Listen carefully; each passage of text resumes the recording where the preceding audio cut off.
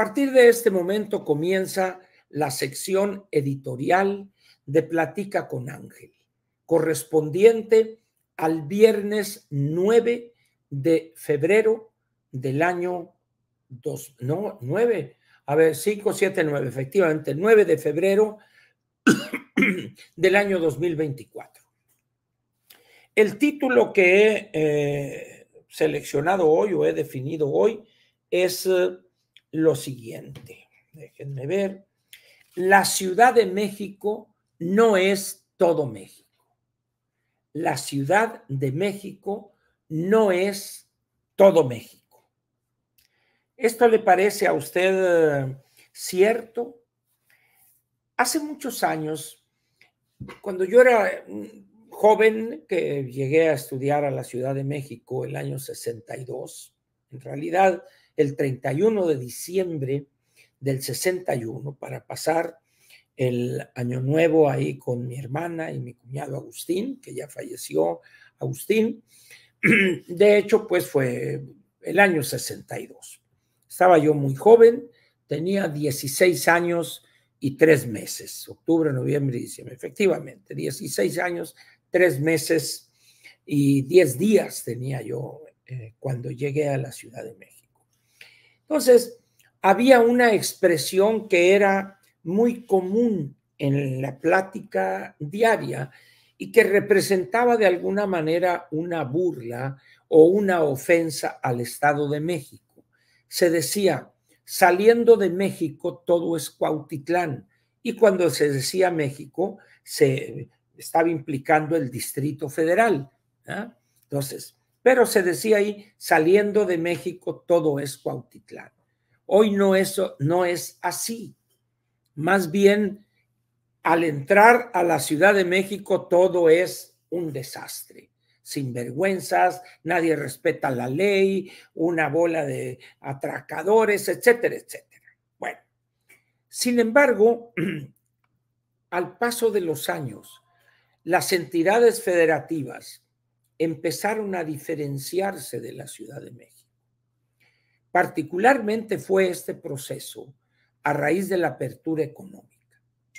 Empezaron regiones del país a fortalecerse, la frontera norte de México por su integración con los Estados Unidos, estados como Nuevo León a crecer, ya de por sí era una potencia en materia industrial Monterrey, pero con eso fue un avance tremendo. Pero la integración de estados como Sonora mismo, Sinaloa, Jalisco, Colima, en la cuestión de la producción para la exportación, y luego algunas ciudades del Bajío, Aguascalientes, Guanajuato, Querétaro, de tal manera pues que cuando uno dice saliendo de México todo es que no, saliendo de México no es nada. Cuando saliendo de la Ciudad de México la calidad de vida es mejor, el nivel educativo es más elevado, las estructuras económicas son más modernas. Claro, si se van ustedes de ahí para el sureste, pues ya es otra cosa. Pero, como dice Macario, del paralelo 20, de ahí para arriba, nada de que es Cuautitlán. Entonces, esa forma, pues, de juzgar al resto del país, en aquel entonces quizá podría parecer un reflejo más o menos objetivo de la realidad. México en los años 60 era un país de 40 y tantos millones de habitantes. La ciudad debe haber tenido en aquellos años 2,5 millones, una cosa así, ¿verdad? Hoy las cosas han cambiado. La Ciudad de México tiene 8,5 millones de habitantes, el país tiene 135 ya prácticamente. Entonces, ya no hay comparación alguna para decir algo como lo que se decía hace 60 años. Pero ahora bien, ¿cuál es la gran diferencia que se advierte hoy en el país? La Ciudad de México se ha convertido en una ciudad parasitaria en muchos temas, en muchas cosas. Es una ciudad donde la burocracia juega un papel importante. Es una ciudad de oficinas, de burocracia, no solo federal, sino también local, el gobierno de la Ciudad de México. Es una ciudad donde el chisme político sustituye a la discusión y análisis serio de la política. Es una ciudad donde se vive todos los días haciendo grilla, politiquería, donde prácticamente la clase política se levanta muy temprano para asistir al primer desayuno a las 8 de la mañana. Y yo digo, no voy a decir nombres, pero de alguien que llegaba a un desayuno a las 8 de la mañana, estaba 25, 30 minutos, picoteaba un plato de frutas, un poquito allá de unos huevos con verdura o lo que sea, y de ahí se iba a otro desayuno, llegaba a las 9 y estaba a las 9:40, y de ahí picoteaba otra cosa, y luego se iba a un tercer desayuno. Y dice uno, ¿cuándo trabajaba? Es que ese era su trabajo. Y por eso recibía un altísimo sueldo y privilegios por andar desayunando. Y luego venía la comida y luego venía la cena. Entonces, la Ciudad de México, pues, es una ciudad parasitaria y una ciudad que vive, dizque de la política, no, vive de la politiquería. Eso, a raíz de la apertura económica, fue generando una situación muy interesante. Los estados de la frontera norte, que son 6, incluimos a Nuevo León porque en realidad tiene una chichita y un pedacito que es el municipio de Colombia, donde hay un cruce fronterizo. Ese cruce fronterizo originalmente era un cruce de ganado. Eso colinda con un pueblo de Nuevo México que se llama, creo, Santa Cruz. Con el paso del tiempo, eso se moderniza y hoy es un cruce importante. Es más, muchas empresas de logística prefieren cruzar por el puerto de Colombia, por ese cruce, porque eso de irse hasta Laredo es una aduana congestionada, etcétera, etcétera. Entonces, empieza la integración a profundizarse. Empiezan a llegar plantas de alta tecnología incorporadas a cadenas de valor muy importantes en Estados Unidos, no solo en el sector automotriz, en la parte médica, en la parte aeronáutica, que también se ha dado en Querétaro, por ejemplo, ha sido muy exitoso Querétaro en ese sentido. Pero luego empieza a fortalecerse la interdependencia por la apertura económica. Empieza a llegar tecnología, empieza a crecer el sector exportador agroindustrial, los horticultores de Sinaloa, los tomateros, algunas partes en Sonora, en el Valle del Yaqui, en la costa de Hermosillo, algunos exportadores, y eso empezó a penetrar también hacia áreas de Jalisco y Colima, ahorita con los berries, y luego el aguacate, el limón, etc. Es decir, empezaron esos beneficios ¿cómo se puede decir?, a penetrar, pues, y fueron penetrando, pero se encontraron ahí por el paralelo 20, de ahí para abajo, voy a utilizar una palabra en francés del sur, con la típica huevonada que priva a partir del paralelo 20 para abajo, donde es la grilla, es la politiquería, es la marrullería, los privilegios, los contratos con el gobierno, etcétera. Y empieza a manifestarse también las decisiones de business friendly de algunos gobiernos, fundamentalmente primero de Acción Nacional en el Bajío.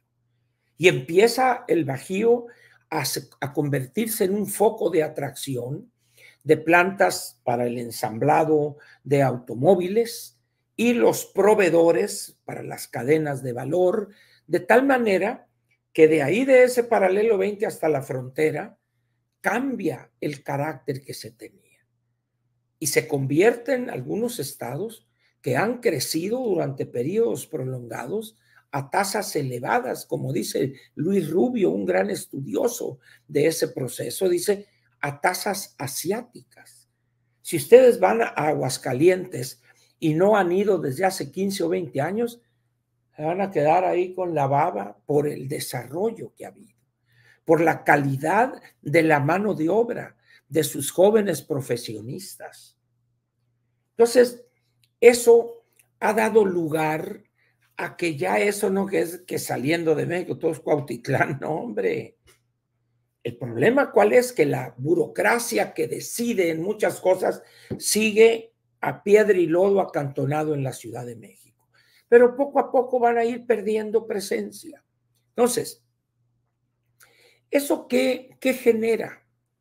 Que la grilla, que la politiquería pase en toda esa amplia región al segundo plano. Pero luego llega con este gobierno y ya desde antes la mañosada. Es decir, los delincuentes, narcotráfico primero, luego ya derecho de piso, extorsión, etcétera, etcétera. Y aún así es tan fuerte el impulso económico que tienen esas regiones que ahí están. Siguen atrayendo inversión, siguen desarrollándose. Imagínense ustedes si el Estado mexicano se decidiera a utilizar todo el poder de las Fuerzas Armadas para acabar con esos grupos, vendría un crecimiento en esa zona increíble. Pero evidentemente sectores o grupos del sector público pues no quieren porque se les acabaría el dinero fácil, ¿no? Entonces, cuando ustedes van o hablan con personas que viven y trabajan en esos estados, los 6 estados fronterizos, y luego agregan Sinaloa, Jalisco, una parte de Colima, Aguascalientes, Querétaro, Guanajuato, etcétera, van a encontrar una cosa muy curiosa. Las preocupaciones e intereses de esa gente no es la política, la politiquería, no, como que ya la gente los ve así con cierto desprecio, no, hombre, pues que anda buscando la diputación, ese que no. La gente, como les decía el otro día en aquel viaje que hice a Ciudad Obregón por motivos familiares, la gente preocupada porque, oye Ángel, ¿qué va a pasar el 2025? Oye, le digo, pues estamos apenas en noviembre del 23. Pues sí, dice, pero aquí ya nosotros ya vendimos el trigo que vamos a cosechar en abril, mayo del año que entra. Por eso nos preocupa el 25. ¿Qué va a traer el nuevo presidente? ¿Qué va a hacer? Es decir, es una mentalidad diferente. Entonces empecé yo a platicar con amigos a lo largo de la frontera norte. Y lo que sí encontré de común denominador de todos ellos no fue miedo, fue pánico por la presencia y control de la mañosada, como decimos por acá. En esas condiciones, pues, la gente o las personas que tienen que trabajar todos los días, denodadamente, su preocupación no es quién queda de fulano y que no, les vale. Si no andan preocupados a ver que la mayoría absoluta, la mayoría, no. Ellos están preocupados a ver cuál es la tendencia, cómo va a estar los granos el año próximo, dentro de 2 años, qué va a pasar con el puerco, los futuros en Chicago. Es decir, esa es la preocupación. Entonces, cuando ustedes platican y ya hay más confianza, las personas están viendo otras cosas. Hablan de la realidad, de los cambios tecnológicos. Ustedes, cuando llegan, por ejemplo, a una granja avícola productora de huevo para plato en el Valle del Yaqui, en el sur de Sonora, donde la recolección del huevo está totalmente automatizada, casetas totalmente automatizadas. Chíndese, ¿y esto? pues es el mismo nivel que tienen los Estados Unidos o los brasileños. ¿Por qué? Pues porque el mercado te obliga a importar tecnología, ser mucho más productivos, elevar la productividad para mantenerte competitivo en el mercado. Esas son las preocupaciones que tienen. Cuando ustedes ven a un grupo que produce huevo para plato, pero al mismo tiempo tiene un corral de engorda, de ganado bovino, de becerros, pero también tiene una granja de puercos de 2,000, 3,000, 5,000 vientres. Y también, por otra parte, siembra 4, 5,000 o 3,000 hectáreas de trigo en tierra rentada para tener asegurado un volumen de grano para evitar fluctuaciones del mercado o escasez, etcétera.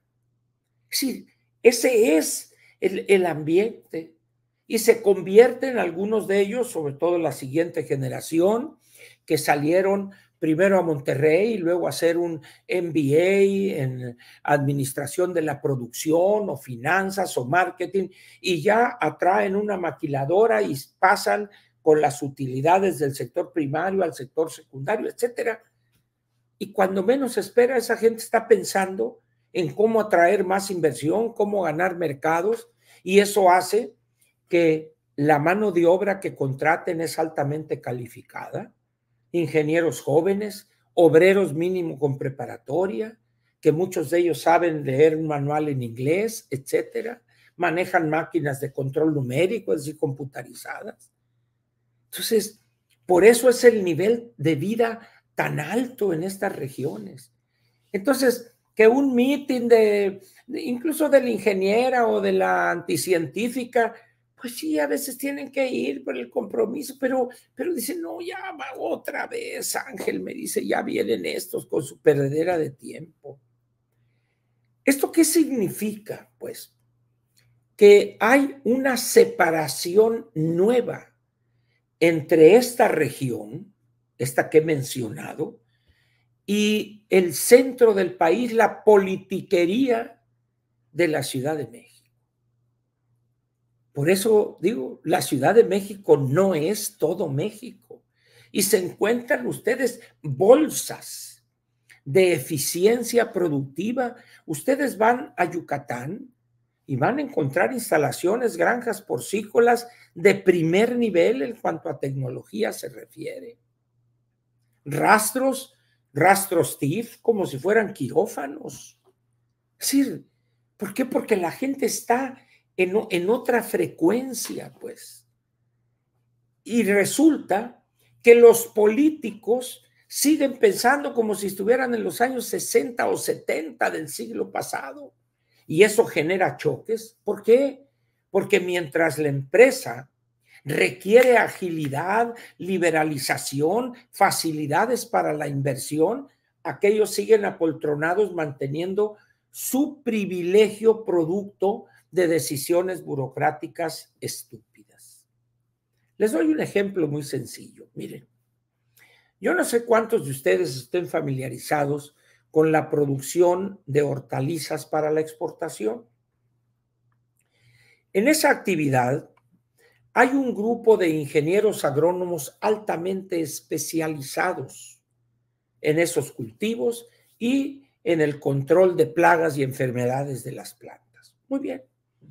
Normalmente la revisión de esos cultivos se hace alrededor de las 5, 5:30, 6 de la mañana máximo, antes de que salga el sol y se caliente. Entonces, ellos a las 6:30, 7 de la mañana ya detectaron algún problema, esto que una plaga, que una enfermedad, y le dicen al administrador de esa empresa, necesitas aplicar mañana tantos litros de esto, de así, así, así, asado. ¿Y saben qué hace el agricultor o el director general de esa empresa agrícola? Le habla a su broker en Nogales, Arizona, y le dice, necesito tantos botes de 1 libra de este producto, le pasa, le dice, perfecto, aquí tengo algunos, otros los consigo con un colega aquí, a más tardar a las 11:12 están puestos en el Tufesa, al otro lado de la frontera, y luego te doy el número de guía. Órale, pues. Y resulta que ese agricultor, para las 8 o 9 de la noche, a más tardar, ya tiene el producto, le habla al ingeniero, ya está el producto, órale, pues nos vemos a las 5 de la mañana ahí en el campo de aviación para hacer la preparación y aplicar. Pero la ley dice que tiene ese agricultor que hacer una solicitud, requiero su amable intervención para que se nos autorice la importación del producto clorafenicol líquido al 5% para aplicaciones a un cultivo de esto y esto y esto. Tiene que recibir el delegado de la Zagarpa, ahora SADER, y luego de ahí enviarlo a las oficinas centrales enviarle un oficio al Senacica para que analice, y viene dando su resolución en un mes o en 6 semanas, cuando ya el producto ya se lo están comiendo en Canadá desde hace 2 semanas.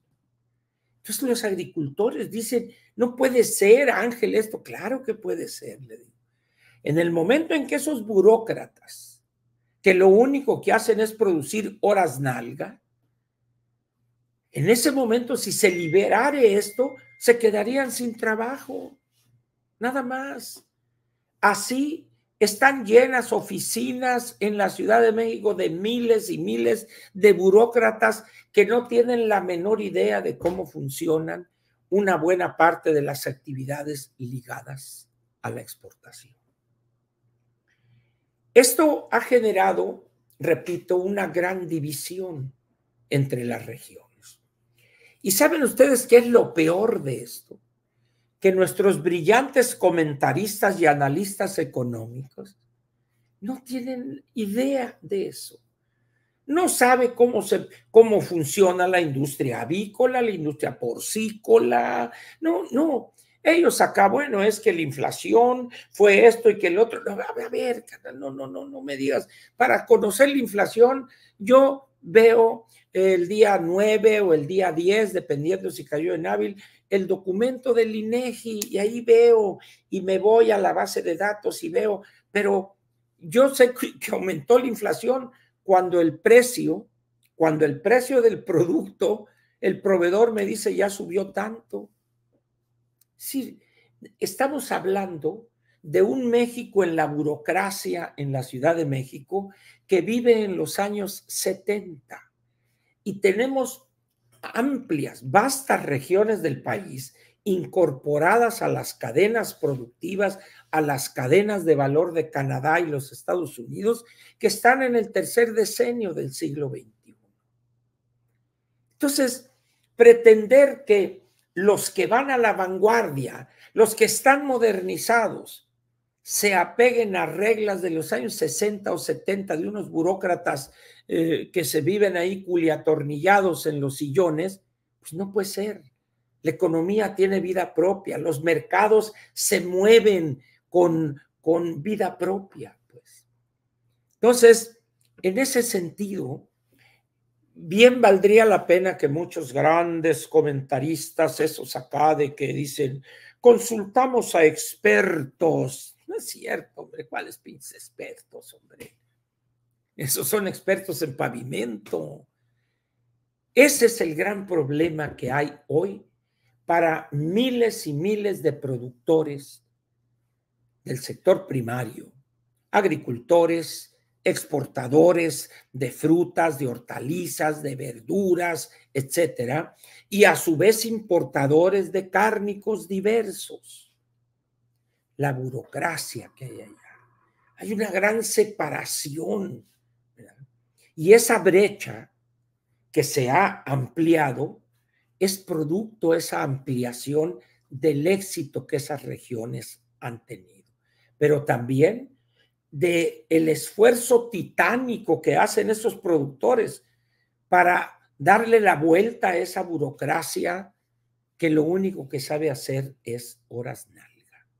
Por eso de que saliendo de México todo es Cuautitlán, hace varios años, no es cierto. Eso me lleva a lo siguiente. La preocupación en muchos estados de la República hoy no es la política. No es que si va a ganar la Claudia o va a ganar la ingeniera. No. O sea, los señores están en la realidad, en la sobrevivencia de su empresa, en batallar todos los días contra el crimen organizado, con la inseguridad, con el crimen que no conoce freno alguno porque este gobierno les ha otorgado una impunidad de facto. Eso es un factor importante. Ahora, ante eso, ¿qué va a hacer la Claudia o qué va a hacer la ingeniera? ¿Recuerdan ustedes que una vez aquí en este mismo espacio dije yo, será irrelevante quién gane? ¿Por qué?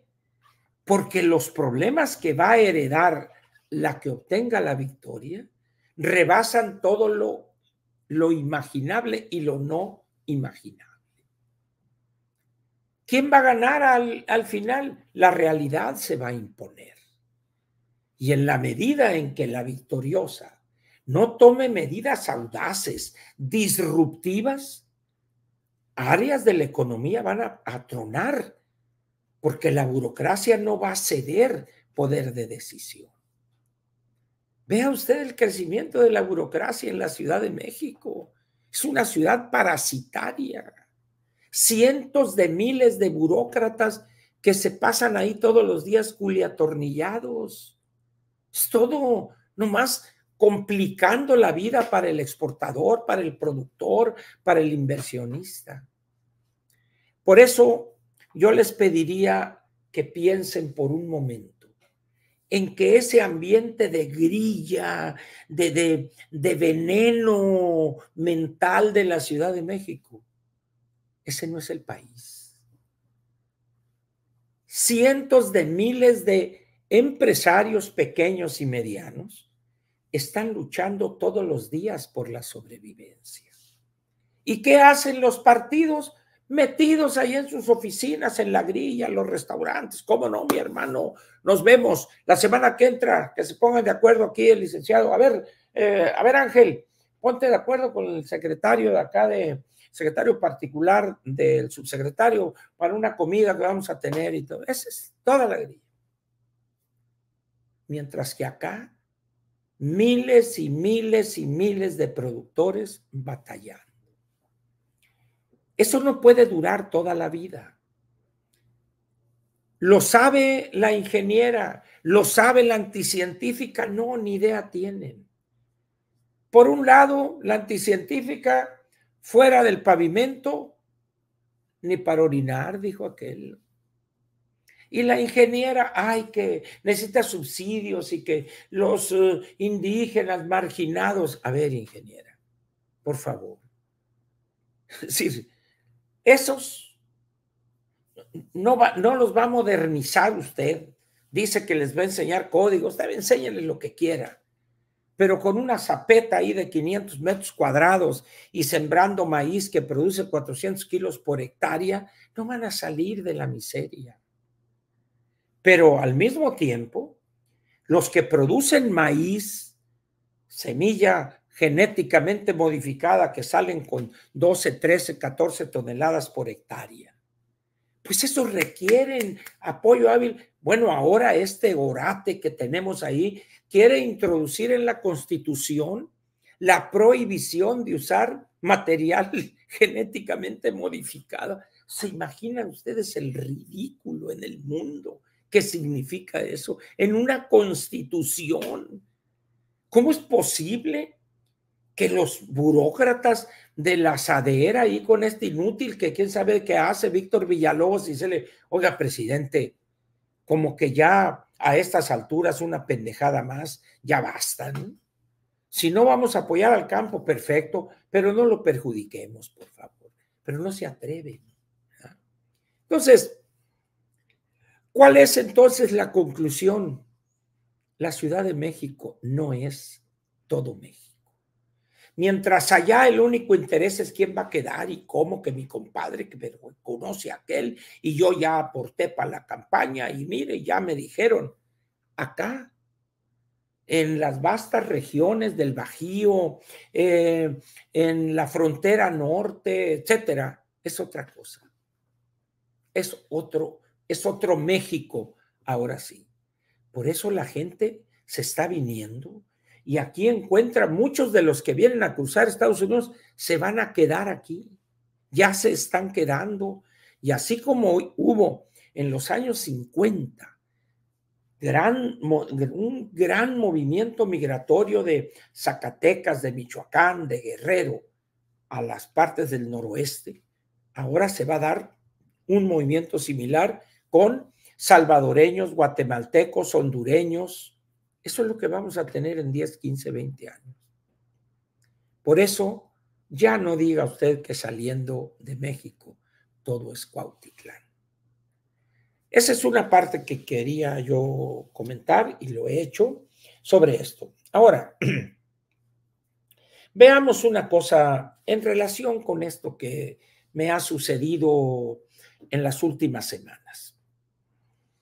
Ya mencioné yo en esta mañanera hoy esa cuestión que tenemos de recurrir a la corrección política. La corrección política esencialmente es dos cosas: cobardía e hipocresía. Queremos quedar bien o no queremos quedar mal ante el poderoso, ante el que nos puede dar un contrato o colocarnos en cierta posición. Hay personas que de eso han vivido toda su vida, que se han vuelto multimillonarios diciéndoles que sí a un funcionario, al otro, riéndose de los chistes de un presidente de la República, etc. Yo no soy así. Y me han corrido y en otros he tenido que dar las gracias en muchos trabajos. Pero bueno, cada quien sabrá cómo maneja esas cosas. Ahora bien, ante eso,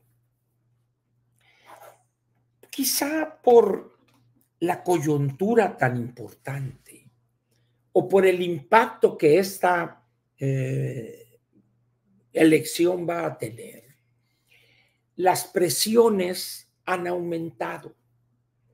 Sí, oye, tú, que lo que he comentado aquí.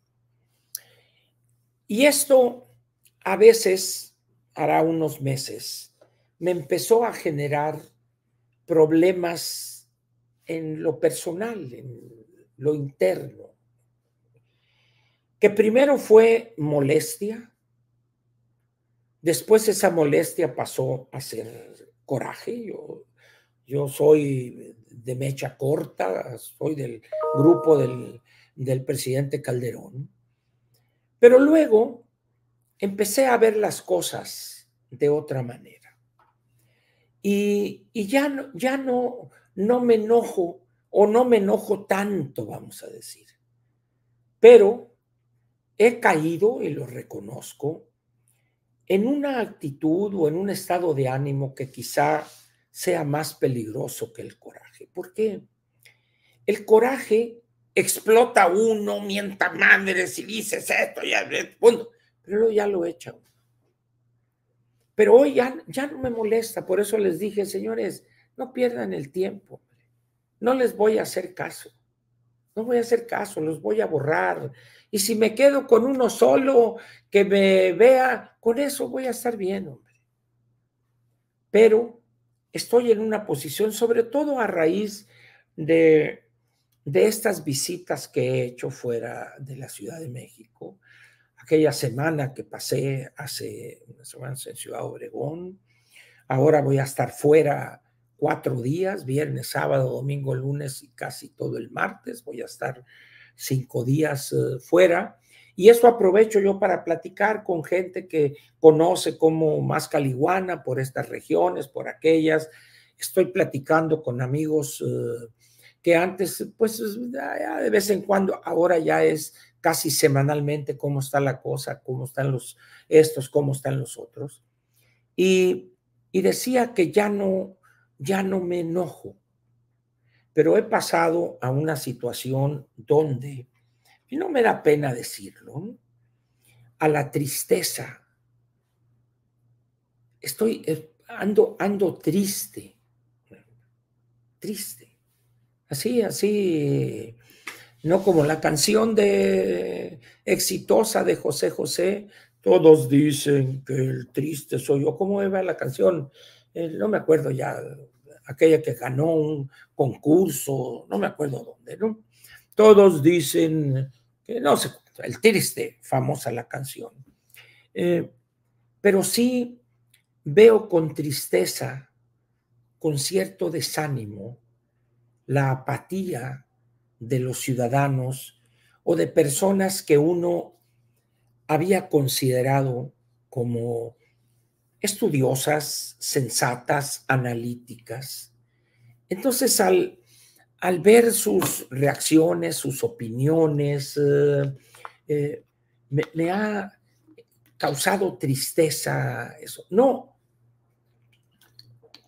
desánimo, o sea, no, pero sí tristeza de decir, ¿cómo es posible que este país, teniendo tanto por delante, la gente no entienda la tragedia que significa este gobierno y estén cayendo en la ilusión, no, que ahora que la ingeniera por acá o que ya va cayendo la Claudia, etcétera? Y dice uno, bueno, ¿cómo es posible eso? Entonces, voy a superar esta etapa también. No crean que me dejo yo derrotar, pero estoy en esta etapa.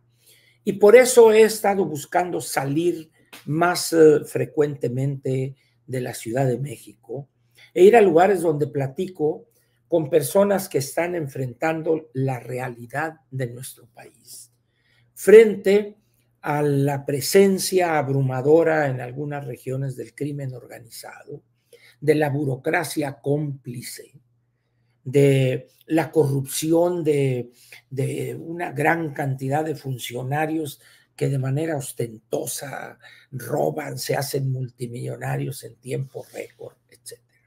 Entonces, de todas maneras, pues, yo les quiero dejar a ustedes una pregunta en relación con eso. ¿Cuál de los dos estados de ánimo sería el peor? ¿El enojo, el coraje, por eso? ¿O la tristeza, esa pesadumbre de decir, ¿cómo es posible esto? ¿Cuál de los dos? No sé si han estado ustedes en ciertas etapas de su vida en este dilema. En mi caso, sé que voy a superar esto, si no es nuevo, y voy a seguir haciendo esto. Es lo que me gusta, es lo que sé hacer. Este año va a ser un año difícil. El año pasado fue un año que ya pintaba para difícil. Me cancelaron varias conferencias ya concretadas. Pero bueno, a todo se acostumbra uno y le busca, ¿verdad? Pero los tiempos van a ser más difíciles este año que el año pasado. Pero vamos a salir adelante, no tengo la menor duda. Y a medida en unas cuantas semanas ya estaré otra vez, vámonos y órale, eso sí, ahí no, pues he pasado por temporadas mucho más difíciles que esta, ¿no? Entonces, pero quería comentarles esto y lo he hecho. No solo me quedé en el quería, sino que se los he comentado. Las cosas en el país fuera de la Ciudad de México están muy complicadas. Si tienen ustedes relaciones con alguien que vive en algún estado de la frontera norte o en una ciudad fronteriza de este lado o de aquel lado que tiene relaciones con México, pregúntenles. Hoy hay un loco ahí pelón, el tal Verdugo, que dice esto para que les cuenten cómo están viviendo estos tiempos. Son realmente difíciles. Y duele más, ahí entra la cosa de la tristeza, ¿no? Cuando ve uno las cosas que le preocupan al bulto, dice uno, no puede ser esto. Sí, sí puede ser. Ahí están los hechos. Por eso a veces me lleva esto a decir que esto no tiene remedio. ¿Por qué? Porque a la gente que decide, que toman las decisiones trascendentes, les vale. Porque la realidad que están viviendo ahí en el Senado, en diputados, ya es quién va a quedar y qué candidatura y quién va a ser diputado y quién senador. Ese es su mundo. Por eso dice uno, pero ¿qué no se dan cuenta de lo que está pasando en el país? Les vale. Les vale. Y luego tenemos a nuestros grandes analistas. Escuchen ustedes y miren, y no es porque me caigan gordos los de tercer grado o los de la hora de opinar, pero pónganse un día ustedes a escuchar los temas que tocan. Y traten de entender, porque el lenguaje es así rebuscado, ¿no? Es que las fuerzas y esto y que el otro, y entre más rebuscan las cosas, ¿no? Dije rebuscan, no rebuscan, dije rebuscan con un lenguaje aparentemente culterano, así, acá y esto, y dice uno, ¿qué no se darán cuenta estos de cuál es la realidad allá a 200 kilómetros, 150 kilómetros de la Ciudad de México? No solo no se dan cuenta, sino que no les interesa. Lea usted las columnas de análisis económico en el periódico que quieran ustedes y se van para atrás. O algunas que nomás, porque los cortaron en algunos periódicos y ahora pues les queda el recurso del internet. Lean algunos y verán decir, ¿usted de qué está hablando? Pues de lo que ha hecho siempre, de la grilla, de que fulanito por acá. Y eso, pues, me preocupa, vamos a decir. Es muy poco lo que una gente como yo, solo, aislado, puede hacer. Es realmente muy poco. A mí no me entra el aire de eso de que los líderes de opinión, eso no existe, es puro cuento, ¿no? Esas cosas son las que han ocupado hoy el espacio de la sección editorial de Platica con Ángel, correspondiente al viernes 9 de febrero. Aquí termina la parte editorial de Platica con Ángel, correspondiente, como dije, al viernes 9 de febrero del año 2024.